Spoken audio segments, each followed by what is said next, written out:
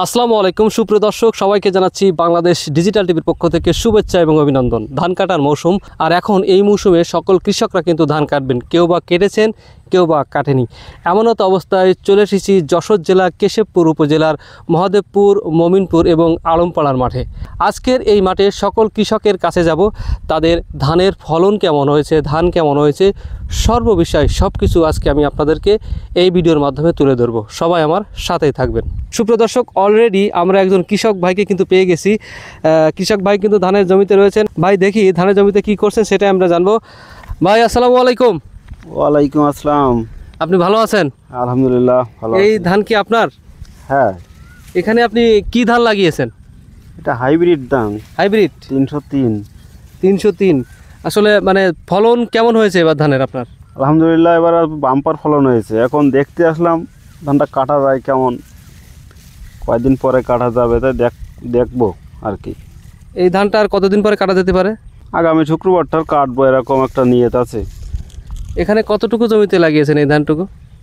এই ধান আছে 1 বিঘে মতন এই জায়গায়, আর অন্য সাইডে আছে আরও 1 বিঘে।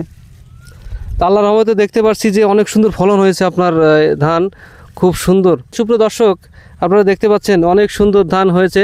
আসলে কৃষকরা অনেক কষ্টের ঘাম ঝরিত এই ধান ফলিয়েছেন।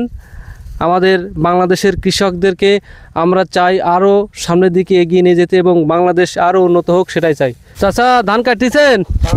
ধান কেমন হয়েছে এবার? ভালো হয়েছে। হ্যাঁ, ভালো ধান গিয়েছে। কি ধান লাগাইছেন? রডমিনিকেট। রডমিনিকেট। হ্যাঁ। তো ধান কতটুকু লাগাইছেন এখানে? তা বিঘি 2। বিঘি 2 লাগাইছেন? হ্যাঁ। এবছর ফলন কেমন ধানের? আল্লাহ দিলে ভালো ফলন গিয়েছে এবার। গতবারের তুলনায় কি ভালো হয়েছে? হ্যাঁ, এবার ভালো গিয়েছে। গতবারে থেকে ডবল ভালো। এখন আল্লাহ দিদি ভালোভাবে বাড়ি নিয়ে যাচ্ছে। তাহলে খুশি? হ্যাঁ, খুশি। সুপ্রিয় দর্শক, জানতে পারলেন গত বছরের তুলনায় এবছর ধানের কিন্তু ফলন অনেক ভালো। চাচা কিন্তু রডমিনিকেট ধান লাগিয়েছেন না? রডমিনিকেট ধান লাগিয়েছেন এবং খুব ভালো ফলন পেয়েছেন। কাকা আসসালামু আলাইকুম। ওয়ালাইকুম আসসালাম রহমতুল্লাহ বারাকাতুহু। ভালো আছেন আপনি? আলহামদুলিল্লাহ। ধান এখন কি বানতেছেন? ইনশাআল্লাহ ধান বানছে। কি ধান লাগাইছেন? রডমিনিকেট। রডমিনিকেট ধানের ফলন এবছর কেমন? ভালো, খুবই ভালো। ঝড় বৃষ্টিতে কোনো ক্ষতি হয়েছে এবছর? এবছর হয়নি, এখনো ঝড় বৃষ্টিতে কোনো ক্ষতি হয়নি। গত বছর যে ধান হয়েছিল এবছর কিরকম হয়েছে? তার চেয়ে ভালো। ভালো? তার চেয়ে ভালো। কতটুকু লাগাইছেন ধান? আমি 18 কাঠা লাগাই। 18 কাঠা। ভালো হয়েছে ইনশাআল্লাহ। বিচালি কেমন হবে? ভালো। লম্বা লম্বা হয়েছে? ভালো, খুব লম্বা না, মাঝামাঝি। মাঝামাঝি। এবছর তো বিচালির অনেক দাম গেছে। অনেক দাম গেছে, 12,000 টাকা তো কাউন বিক্রি। সে তুলনায় তো আল্লাহ রহমতে এবার ভালো, অনেক ভালো আছে।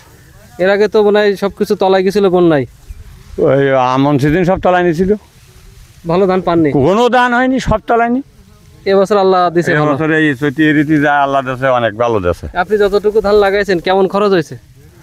ও বিঘি প্রতি 12,000 টাকা খরচ। শুনেও খুব খুশি হলাম যে আল্লাহ এবার আপনাদের ভালো ধান দিয়েছে।